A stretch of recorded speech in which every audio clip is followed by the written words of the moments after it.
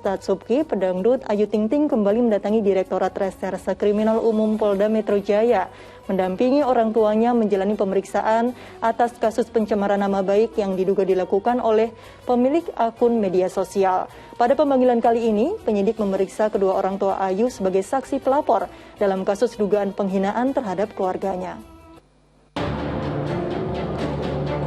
Pedangdut Ayu Ting Ting mendampingi kedua orang tuanya Abdul Rojak dan Umi Kalsum di Ditkrim Polda Metro Jaya hari Selasa. Ini adalah kali kedua orang tua Ayu dimintai keterangan sebagai saksi pelapor dalam kasus dugaan penghinaan dan pencemaran nama baik. Jadi kita harus bisa bedakan, laporan kami yang hari ini diperiksa itu kan dia masuk ranah pidana umum, ya 315, ya 3111. Tidak berkaitan dengan masalah ETA-nya, sehingga tidak melalui proses restoratif justice. Nah, beda kalau memang misalnya kita memilih pasalnya itu pasal 27 Undang-Undang ETA, maka di Krimsus itu akan melalui proses tersebut. Nah, jadi satu persatu. Jadi jangan dicampur aduk, ini berkaitan dengan masalah kasus pidana umumnya dulu yang kita proses.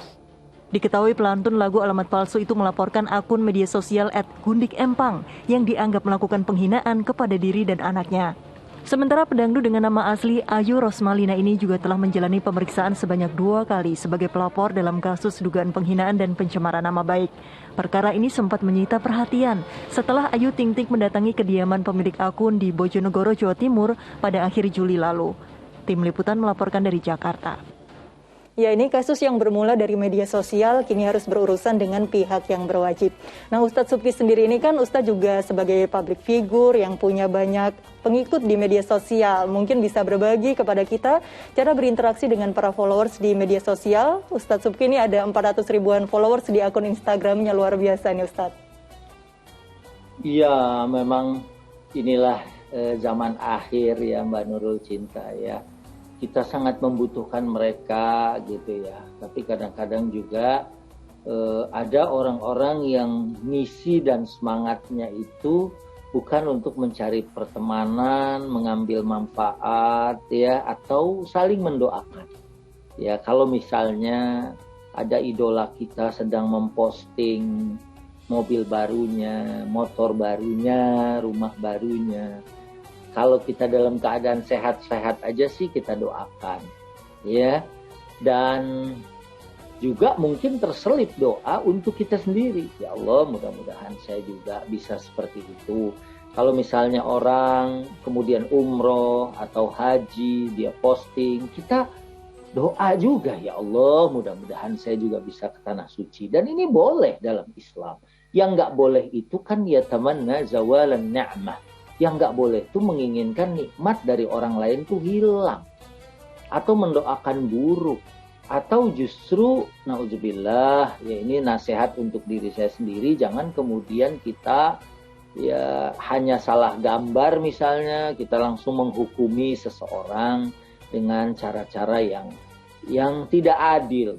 Wah, ini namanya pamer, ini namanya ria, ini pahalanya akan hilang. Padahal kan urusan tersebut mungkin saja orang yang mempostingnya itu tidak bermaksud atau tidak berniat untuk seperti itu. Ya, kalaupun hal yang perlu disampaikan, sampaikanlah dengan baik. Kalau bahasa Quran kan qaulan layyinan, qaulan ma'rufa, perkataan yang lembut. Bahkan Nabi Musa saat diperintahkan untuk menghadapi Fir'aun sekalipun, Allah memerintahkan supaya berkata dengan perkataan yang lembut. Karena memang kalau lewat tulisan kan tidak ada tanda baca. Orang itu nggak kebaca nadanya seperti apa. Antara dia nadanya menghujat atau tidak, itu memang kita nggak ketahuan. Kalau saya positive thinking aja. Oh, mereka seperti ini. Kita mencoba menjawab dengan cara yang arif. Atau kalau enggak, ya mungkin kita nanti butuh media yang lain untuk menjawab lebih luas. Karena ada kekhawatiran kalau ditanggapi kemudian justru menimbulkan salah paham yang lebih tajam. Ya, dan hasilnya ya seperti yang kita tidak inginkan. Ya, seharusnya dengan media sosial menjalin silaturahim, memperbanyak teman, memperluaskan bisnis ya. Dan mungkin kita juga bisa enjoy ya kan ya untuk hal-hal yang menyenangkan saja gitu, menurut saya seperti itu. Tapi jangan digunakan untuk hal-hal yang kemudian justru menjadikan perpecahan di antara kita.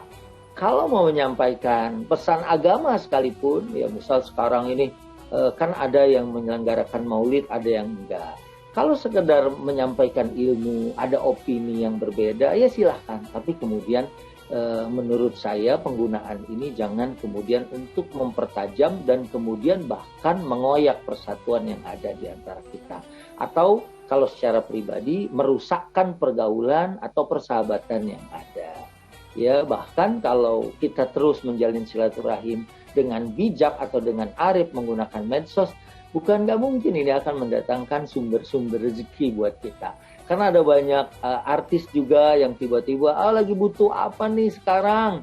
Wah, nggak taunya ada kayak giveaway, kemudian dibagikan, ada yang dapat Quran, ada yang dapat nilai-nilai tertentu. Ini kan hasilnya akan memberikan manfaat di antara kita. Ada yang butuh operasi, butuh dana besar untuk operasi.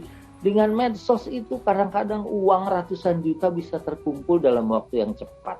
Saya pikir gunakan untuk hal-hal yang bijak dan hal-hal yang bermanfaat ya untuk ya kebahagiaan kita dunia dan akhirat. Ya jangan justru ini akan bermuara kepada naudzubillah. Kita berdoa semua mudah-mudahan tidak ada jerat-jerat hukum di antara kita, semuanya bisa diselesaikan secara kekeluargaan. Ya supaya kita menikmati, enjoy lah, menikmati media sosial dengan cara arif dan bijak. Ya, Masya Gitu, Allah. Baik, Ustadz Supki, mencari pahala dari media sosial bukan malah menambah dosa, begitu ya. Baik, dan Ya, tausiah tadi sekaligus menutup perjumpaan kita bersama Ustadz Supki Abdul Khoury di segmen 2 Ajwa TV. Terima kasih banyak Ustadz atas tausiah yang diberikan untuk seluruh pemirsa Ajwa TV. Sehat selalu Ustadz. Assalamualaikum. Amin. Waalaikumsalam warahmatullahi wabarakatuh.